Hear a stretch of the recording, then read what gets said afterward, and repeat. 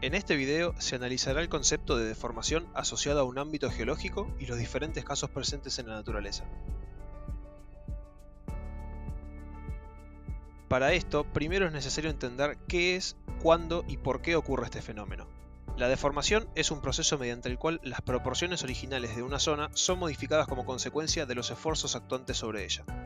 Para que este proceso ocurra, uno de los factores determinantes es el esfuerzo diferencial presente en el sistema, el cual debe ser lo suficientemente grande según el tipo de roca en cuestión. A grandes rasgos, es posible considerar dos tipos de deformación.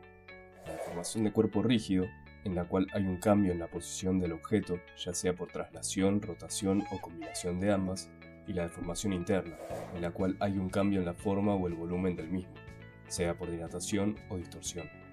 Es en esta última en la cual nos centraremos en esta ocasión. Dentro de la categoría de deformación interna nos encontramos con dos grandes grupos. En primer lugar, la deformación discontinua, que es frágil y da lugar a fallamientos y o fracturas. Y luego, la deformación continua, la cual, a diferencia de la primera, es dúctil y no da lugar a estas estructuras.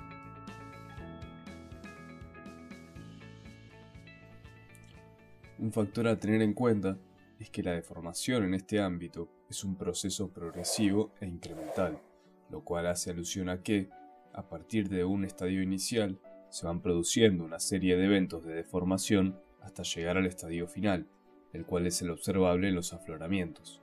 De esta forma, es posible establecer una deformación infinitesimal, la cual se asocia a infinitamente pequeños incrementos de deformación, y una deformación finita, la cual es la experimentada al final de todo el proceso y es posible medir.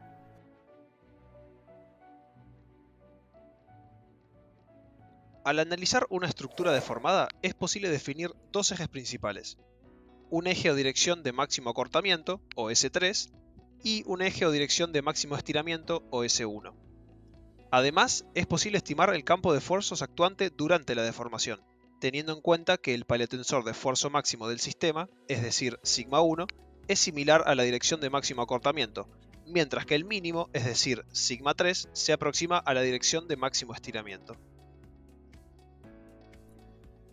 Con el fin de visualizar la deformación de forma gráfica y modelar el avance de un proceso de deformación para un sistema determinado, se introduce el concepto de elipse de deformación. Para esto, se define en una primera instancia un círculo de radio 1 que representa un estadio inicial sin deformación. A continuación, para un estadio posterior, se conforma una elipse que representa proporcionalmente la deformación absorbida por el sistema. De este modo, es posible definir para un incremento infinitamente pequeño de la deformación una elipse infinitesimal, y para el estadio final de la deformación, una elipse finita.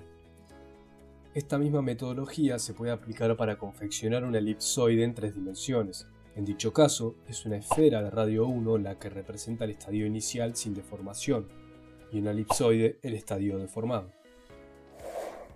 Si se superpone el círculo de no deformación con las elipses que caracterizan ambos estadios, es posible observar dos zonas principales, una que abarca las direcciones del sistema que sufren acortamiento y otra que abarca las direcciones del sistema que sufren estiramiento. A su vez, estas zonas se encuentran delimitadas por dos líneas de no deformación, las cuales no cambian su longitud con respecto al estadio inicial. Entonces, al superponer ambas elipses, se define además una tercera zona comprendida entre las líneas de no deformación, que abarca las direcciones que primero sufren estiramiento y luego acortamiento, aunque esencialmente no sufren deformación neta. Para finalizar, se buscó explicar, a partir de los siguientes experimentos realizados en casa, los mecanismos principales que actúan en el fenómeno de deformación. A grandes rasgos, es posible definir dos procesos principales.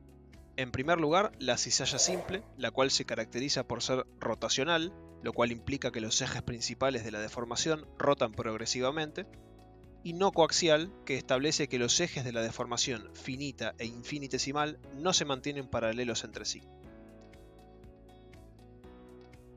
En segundo lugar, la cizalla pura, a diferencia del caso anterior, que se caracteriza por ser no rotacional y coaxial, ya que los ejes de deformación finita e infinitesimal se mantienen siempre paralelos entre sí.